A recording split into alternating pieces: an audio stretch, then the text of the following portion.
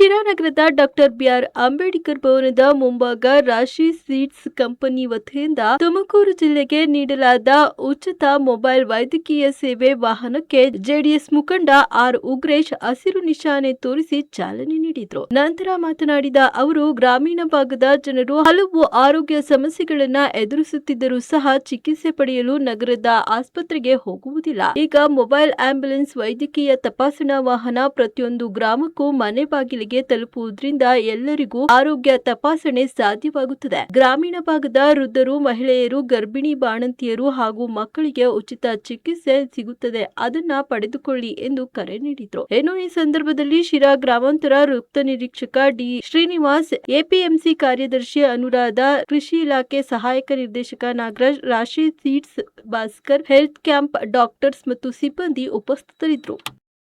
ಕಂಪ್ನಿಯವರು ಅದಕ್ಕೆ ಸಾಥ್ ಕೊಡಬೇಕು, ಅವರಿಗೆ ಸಹಕರಿಸಬೇಕಂತ ಒಂದು ಕೋರ್ತಾ ನಿಜಕ್ಕೂ ನಮ್ಮ ತಾಲೂಕಿನಲ್ಲಿ ಅತ್ಯುತ್ತಮವಾದ ಕಾರ್ಯಕ್ರಮನ ಮಾಡಿದರೆ ಪಾಪ ನಮಗೊಂದು 5-6 ಸರಿ ಹೇಳಿದರು, ಸರ್ ನೀವು ಬರಲೇಬೇಕಂತೀವಿ. ಈಗ ನಮಗೂ ಸಹ ನಮಗೆ ಆಲ್ರೆಡಿ ಮೇಡಮ್ನವರಿಗೆ ನಮಗೆ ತಾಲೂಕು ಕಚೇರಿಯಲ್ಲಿ ಒಂದು ಮೀಟಿಂಗ್ ನಡೀತಾ ಇದೆ. ಅಂದರೆ ಯಾವ್ಯಾವ ಅಭಿವೃದ್ಧಿ ಕಾರ್ಯಕ್ರಮ ಅದು ಅಂತಕ್ಕನ್ನ ರಿವ್ಯೂ ಮಾಡಲಿಕ್ಕೋಸ್ಕರ ಪ್ರಾಜೆಕ್ಟ್ ಡೈರೆಕ್ಟರು ತುಮಕೂರಿಂದ ಬಂದು ರಿವ್ಯೂ ಮಾಡ್ತಾರೆ. ನಾವೇನು ಮಾಡಿದ್ವಿ, ಪಾಪ ಇವರು ಇಷ್ಟೊಂದು ಕರೆದ ಮೇಲೆ ಅಲ್ಲಿಗೆ ಎಲ್ಲೊಂದು ಕಡೆ ನಮ್ಮ ಮುಖಂಡರು ಬೇರೆ ಬಂದರೆ ರೈತ ಮುಖಂಡರು ಇಂಥ ನಮಗೆ ಸಾರ್ ಬಂದಿದ್ದಕ್ಕೆ ಒಂದು ವಿಶೇಷ ಆಗ್ತಿಲ್ಲ.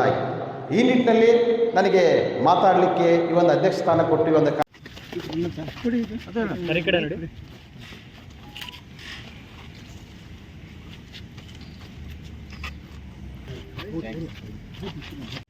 ರಾಶಿ ಸೀಡ್ಸ್ ಕಂಪನಿ ಕಡೆಯಿಂದ ಉಚಿತ ಆರೋಗ್ಯ ಸೇವಾ ವಾಹನನ 2020ರಲ್ಲಿ ಸ್ಟಾರ್ಟ್ ಮಾಡಿದ್ವಿ.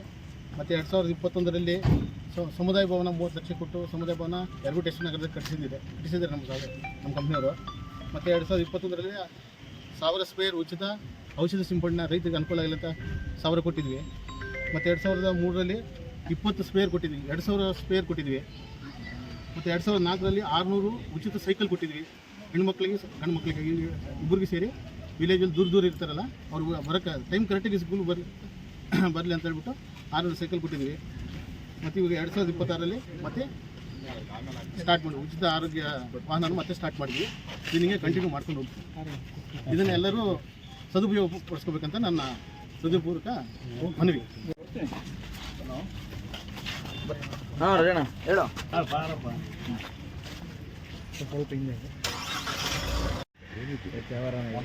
ಇಲ್ಲ ಹಿಂಗೆ